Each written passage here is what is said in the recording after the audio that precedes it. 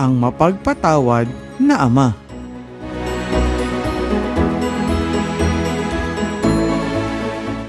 Ang mabuting balita ng Panginoon ayon kay San Lucas.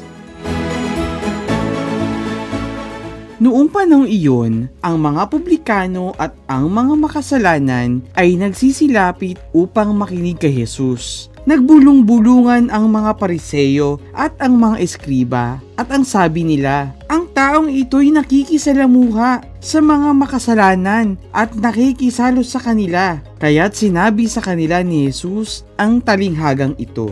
Isang tao ang may 2 anak na lalaki. Ang wika ng bunso, Ama, ibigay na po ninyo sa akin ang mamanahin ko, at binahagi sa kanila ng ama ang kanyang ari-arian. Pagkalipas ng ilang araw, ipinagbili ng bunso ang kanyang ari-arian at nagtungo sa malayong lupain. Taglay ang buo niyang kayamanan at dooy nilustay na ang lahat sa diwastong pamumuhay. Nang malustay na niya ang kanyang kayamanan, nagkaroon ng matinding taggutom sa lupaing yaon at nagdarita siya. Kaya't namasukan siya sa isang mamamayan ng lupaing yaon. Siya'y pinapunta nito sa bukid upang mag-alaga ng baboy. Ibig sana niyang punan ang kanyang pagkain kahit ng mga bungang kahoy na ipinapakain sa mga baboy, ngunit walang magbigay sa kanya. Nang mapag-isip-isip niya ang kanyang ginawa, nasabi niya sa sarili, ang mga alila ng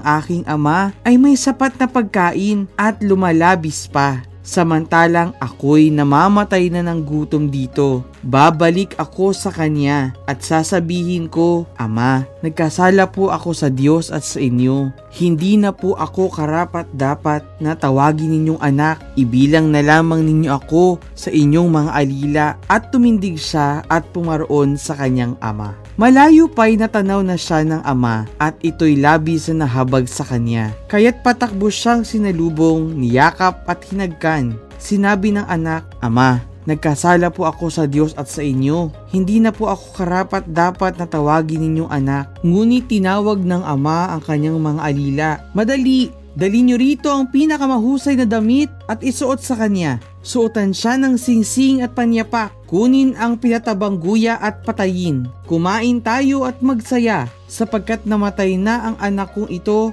ngunit muling nabuhay. Nawala, ngunit nasumpungan, at sila'y nagsaya.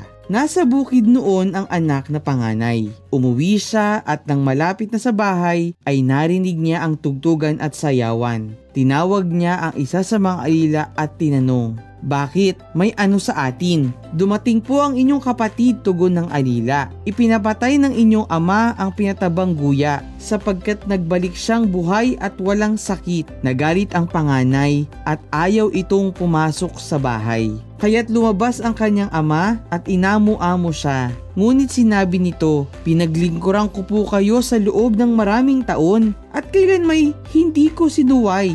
Ngunit ni minsay hindi niyo ako binigyan ng kahit isang bisirong kambing para magkatuwaan kami ng aking mga kaibigan. Subalit nang dumating ang anak ninyong lumustay ng inyong kabuhayan sa masasamang babae, ipinagpapatay pa ninyo ng pinatabang guya. Sumagot ang ama, Anak, lagi kitang kapiling. Ang lahat ng ari-arian ko'y sa iyo. Ngunit dapat tayong magsaya at magalak sapagkat namatay na ang kapatid mo. Ngunit muling nabuhay. Nawala, ngunit nasumpungan.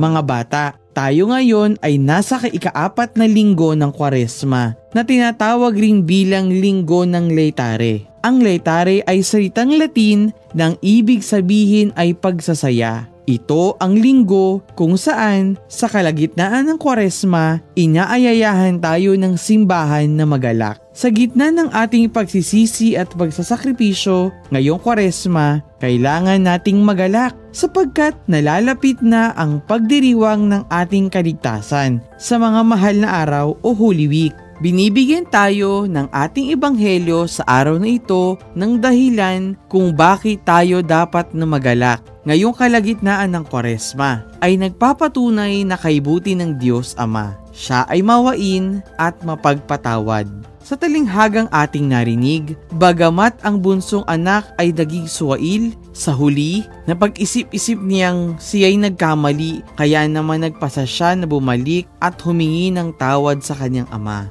Pakumbaba niyang sinabi sa kanyang ama, "Ama, nagkasala po ako sa Diyos at sa inyo." Sinabi rin niya na hindi siya karapat-dapat na tawagin nitong anak. Pero nang makita siya ng kanyang ama, hindi lamang siya tinanggap nito, kundi sinalubong pa ng pagmamahal at kasiyahan. Mga bata, ang kwentong ito ay nagpapakita ng tanging pagkalinga at walang kondisyong pag-ibig ng Diyos para sa makasalanan, at ang proseso ng ating pagkilala sa kasalanan at pagbabalik loob.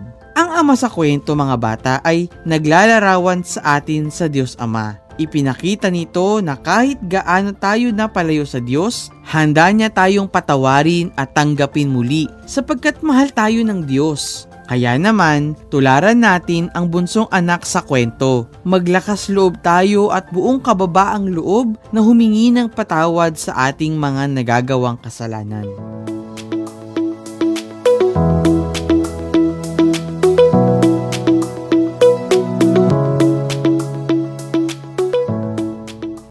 Mga bata, ang kwento ng Ebanghelyo ay kwento ng pakikipagkasundo. Ngayong panahon ng Kwaresma, inaanyayahan tayo na makipagkasundo sa Diyos at sa ating kapwa. Paano? Una, lumapit sa sakramento ng kumpisal at buong kababaang loob na ihingi ng tawad ang mga nagawa nating kasalanan. Ikalawa, makipagkasundo sa ating kapwa. Humingi ng tawad sa mga nagawa ng kasalanan at magpatawad sa mga taong nagkasala sa atin.